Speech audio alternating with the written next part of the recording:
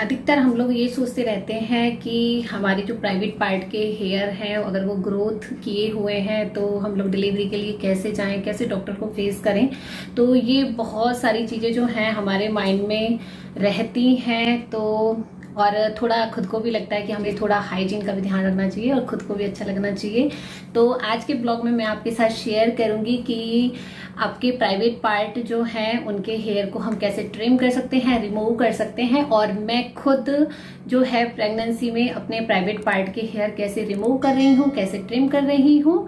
तो चलिए आज का जो ब्लॉग है उसे स्टार्ट करते हैं। Hi friends, welcome back to my another blog. और मैं हूँ प्रियंका और फिर से लेके आ गई हूँ आपके लिए एक बहुत ही यूजफुल वीडियो। और जैसा कि आप लोगों को आज की वीडियो की थंबनेल देख के पता चल गया होगा, तो हम महिलाओं को सबसे ज़्यादा प्रेगनेंसी में इस चीज़ की दिक्कत होती है कि हम लोग अपने प्राइवेट पार्ट के हेयर हैं उनको रिमूव करना चाहिए या नहीं करना चाहिए, और करना चाहिए तो किस तरह से करने चाहिए। बहुत सारे जो हैं क्वेश्चंस हमारे माइंड में चलते रहते हैं। तो ये वाला क्वेश्चन एक अलग क्वेश्चन हो जाता है, तो इसका जो है मैं किसी और ब्लॉग में आपको आंसर दूंगी। अभी जो है आप लोगों की रिक्वेस्ट थी कि मैम आप ये बताइए कि किस तरह से जो है प्रेगनेंसी में ये हमारे प्राइवेट पार्ट होते हैं उनके हेयर को कैसे रिमूव करना चाहिए। तो देखिए फ्रेंड्स, भगवान ने हमें जो भी चीज़ दी है बहुत सोच समझ के दी है। जैसे कि देखिए हमारी पलकों पे बाल होते हैं, हमारी नोज में भी हेयर्स होते हैं और हमारे प्राइवेट पार्ट्स में भी हेयर होते हैं। तो देखिए जैसे ही कोई डस्ट वगैरह आती है हमारी आंख जो है ऑटोमेटिक बंद हो जाती है और हेयर्स जो हैं उस डस्ट को रोकते हैं। ऐसे ही नोज है तो नोज में भी जो है डस्ट वगैरह से हमारी सेफ्टी करते हैं नोज के हेयर। उसी तरह से जो हमारे प्राइवेट पार्ट्स होते हैं, प्यूबिक एरिया है, वहाँ पे जो बाल होते हैं हमारे, ये पार्ट्स होते हैं आप सभी को पता है ओपन हो जाते हैं। तो यहाँ से कोई जर्म्स वगैरह हमारे अंदर प्रवेश ना करे, इन्फेक्शन ना हो और हमारी हाइजीन जो है बनी रहे। इस वजह से जो है ईश्वर ने हमें यहाँ पर ये बाल दिए। और जो है तो सभी मतलब सभी के ये सारी चीज़ें होती हैं, पर नॉर्मली तो जो है हम अपने हेयर्स को रिमूव करते रहते हैं, ट्रिम करते रहते हैं। सबसे ज़्यादा दिक्कत हम महिलाओं को आती है, प्रेग्नेंट होते हैं और हमारी जो है फर्स्ट ट्राइमेस्टर होता है। तो फर्स्ट ट्राइमेस्टर में क्या है कि वैसे तो है हमारी जो बॉडी है वो नॉर्मल ही रहती है, हमारा जो है शरीर का स्ट्रक्चर भी सेम ही रहता है, कोई चेंज नहीं आता है। पर काफ़ी जो लेडीज़ हैं उनको ये प्रॉब्लम रहती है, क्योंकि जब फर्स्ट बार हम डॉक्टर के यहाँ जाते हैं तो डॉक्टर जो है हमारी टीवीएस सोनोग्राफी करता है, जिसमें जो है वेजाइनल से सोनोग्राफी की जाती है। बच्चे की ग्रोथ वगैरह, डेवलपमेंट सारा जो है सब कुछ वहाँ से देखा जाता है। तो लगता है कि यार कैसे डॉक्टर को फेस करेंगे, डॉक्टर देखेगा तो कैसा लगेगा, हेयर हमारे मतलब ग्रोथ किए हुए हैं, तो थोड़ा सा मतलब खुद को अजीब सा फील होता है। तो ऐसा कुछ नहीं है, डॉक्टर हैं वो भी लेडीज़ हैं, लेडीज़ के पास ही जाओगे आप टीवीएस कराओगे, तो ऑब्वियसली जेंट्स से नहीं कराओगे। तो ऐसी कोई बात नहीं है, भगवान ने जो हमें दिया है वो उन्हें भी दिया है, तो ऐसी कोई प्रॉब्लम वाली बात नहीं है। पर फिर भी अगर आपको लग रहा है कि नहीं यार करना चाहिए, थोड़ा अजीब लगेगा, ऑकवर्ड सा आपको फील होता है, तो आप इजीली कर सकते हैं, क्योंकि उस टाइम पे आपका टॉमी बिल्कुल भी जो है शो अप नहीं होता है। अब आते हैं हम सेकेंड ट्राइमेस्टर में। तो सेकेंड ट्राइमेस्टर जो है हमारा, जैसे ही हमारा 6 मंथ कंप्लीट होने वाला होता है, हमारा जो टमी है वो काफ़ी शो अप होने लगता है। तो हमें जो है सेकेंड ट्राइमेस्टर में जो है ये दिक्कत आने लगती है। तो मैं आपको अपना पर्सनल जो है एक्सपीरियंस, मतलब जो मेरा फर्स्ट प्रेगनेंसी का रहा है, और मेरी जो है अब आप सभी को पता है प्रेगनेंसी सीरीज चल रही है मेरी, उसमें मैं प्रेग्नेंट हूँ। तो मैं जो है मैं सोचती हूँ जितना मैं नहीं करूँ उतना ज़्यादा बेटर है, क्योंकि देखिए आप लोगों को पता है हमारे ये वाले जो पार्ट्स हैं बहुत सॉफ्ट होते हैं, बहुत सेंसिटिव होते हैं। और इस समय मतलब इस तरह से कुछ भी करना, अगर कुछ गलत हो जाता है तो उससे जो है बेबी को भी थोड़ी दिक्कत होती है।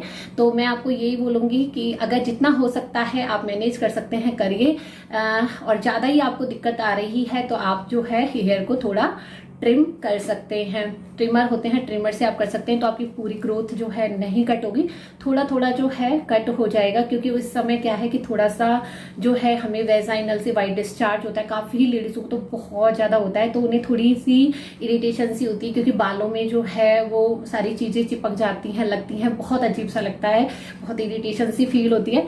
तो आप जो है इस तरह से कर सकते हैं। अब आता है हमारा थर्ड ट्राइमेस्टर, जो कि सबसे ज्यादा जो है हमारा टमी बाहर निकल जाता है, पूरा टाइम मतलब पूरा जो है बेबी बम पूरा उभर के आ जाता है, तब हमें सबसे ज्यादा दिक्कत होती है। और क्योंकि हमारी डिलीवरी का टाइम भी नज़दीक आ गया होता है और डॉक्टर जो है हमें हर 15 दिन में चेकअप के लिए बुलाते हैं लास्ट ट्राइमेस्टर में।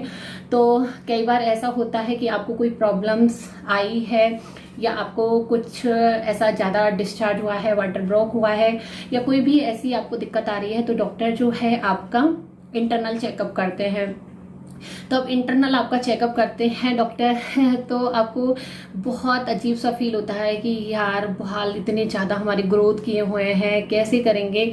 तब जो है हम लोगों को ये चीज़ें बहुत मतलब उस समय लगता है, या फिर हम डिलीवरी के लिए जाते हैं। बहुत लोग मैंने देखे हैं, जैसे कि पहले भी होता था, अब भी काफ़ी लोग जो हैं इन चीज़ों को अवॉइड करते हैं ड्यूरिंग प्रेगनेंसी। और जब वो डिलीवरी के लिए जाते हैं और डॉक्टर उन्हें जो है इंटरनल उनका टेस्ट करती हैं, चेकअप करती हैं, तो जैसे फिंगर से करते हैं, 2 फिंगर 3 फिंगर 4 फिंगर, तो वो देखती हैं ना इस तरह से। और जब डॉक्टर उन्हें बताती है कि आपकी डिलीवरी होने वाली है या आपकी डिलीवरी 1-2 दिन में होने वाली है, तो उन्हें मतलब सबसे ज़्यादा टेंशन होती है इस चीज़ की माइंड में कि यार हमारे बाल जो है इतनी ग्रोथ किए हुए हैं, अब हम लोग कैसे फेस करेंगे। डॉक्टर को पूरी टीम रहती है क्योंकि डिलीवरी के टाइम पे, तो बहुत लगता है। तो कैसे जो है आप अपने हेयर को रिमूव करोगे, कैसे करना चाहिए, क्योंकि उस समय आपका टमी काफ़ी शो अप हो जाता है और आपको जो है अपना पार्ट नीचे का दिखाई भी नहीं देता है कि आप कैसे करेंगे। तो आज मैं आपको यही बताऊंगी कि कैसे करना चाहिए और मैं खुद कैसे करती हूँ। कोई भी इस तरह का स्टूल ले सकते हैं और इसके ऊपर अगर आपको कंफर्टेबल नहीं हो तो आप कोई गद्दी वगैरह ले सकते हैं, या फिर आपके पास स्टूल ना हो तो आप इस तरह की चेयर या जो है मुड्डा वगैरह जो भी होता है उसको आप ले सकते हैं। इस तरह का फ्रेंड्स आपको कोई भी बड़ा मिरर लेना है, चाहे ड्रेसिंग हो या जो है कुछ भी हो। अभी देखिए काफ़ी बड़ा है क्योंकि ड्रेसिंग है, तो आप कोई भी ऐसा जो है बड़ा मिरर ले सकते हैं। तो फ्रेंड्स आपको जो है स्टूल पे इस तरह से मिरर के सामने जो है बैठ जाना है और अपने दोनों पैरों को जो है अच्छे से खोल लेना है। ये मेरा कुर्ती मैंने पहना हुआ है इसलिए आपको जो है क्लियर जो है नहीं दिखाई दे रहा होगा, पर मैंने देखिए पैर अपने अच्छे से खोल रखे हैं। इस तरह से आपको जो है अपने पैर अच्छे से खोल लेने हैं। मैंने आपको दिखाया कि मैं मिरर के सामने स्टूल पे या चेयर पे जो भी आपको कंफर्टेबल हो और या आपके घर में अवेलेबल हो आप उस पर बैठ सकते हैं। और इस तरह से क्या है, और आप एक हाथ में जो है छोटा मिरर ले सकते हैं। तो फिर हमको लेनी है एक सीजर, एक कैंची, और जो भी आप हेयर रिमूव के लिए जो भी इंस्ट्रूमेंट काम में ले रहे हैं वो सारे जो है ये ध्यान रखिए सैनिटाइज होने चाहिए। तो यहाँ मैंने एक कैंची ले ली है। तो फ्रेंड्स सीजर आप यूज़ में ले सकते हैं। ट्रिमर जो है वीट का ट्रिमर आता है वो भी काफ़ी अच्छा है, उसे आप यूज़ में ले सकते हैं। रेज़र आप यूज़ में ले सकते हैं, जो भी स्पेशली जो है वुमेन्स के लिए बना है, आप वो रेज़र यूज़ ले सकते हैं। तो इस समय मैं आपको यही बोलूँगी कि आप जो है पूरी तरह से हेयर रिमूव करने की बजाय जो है आप थोड़ा सा सीजर से ट्रिम कर सकते हैं, ट्रिमर से ट्रिम कर सकते हैं, और रेजर से भी जो है आप रिमूव कर सकते हैं। तो ये सारी चीज़ें आप जब भी यूज़ में लें तो पहले इनको सैनिटाइज कर लें, और सबसे पहले जो है अपने हाथों को सैनिटाइज कर लें। तो क्योंकि इन जो हमारे प्राइवेट पार्ट्स हैं उनमें इन्फेक्शन होने की बहुत ही जल्दी जो है इन्फेक्शन होता है, बहुत जल्दी इन्फेक्शन होने की संभावना रहती है, और इस समय आपके साथ एक नन्ही जान भी जुड़ी हुई है, तो उसका ख्याल भी आपको ही रखना है। तो प्लीज़ ध्यान रखें थोड़ा। और अगर आप कोई हेयर रिमूवल क्रीम यूज़ में ले रहे हैं तो वो आप स्पेशली देख लीजिए प्रेगनेंसी के लिए ही होनी चाहिए, क्योंकि नॉर्मली जब हम प्रेग्नेंट नहीं होते हैं उससे पहले वाली जो क्रीम है आप उसको यूज़ ना करें।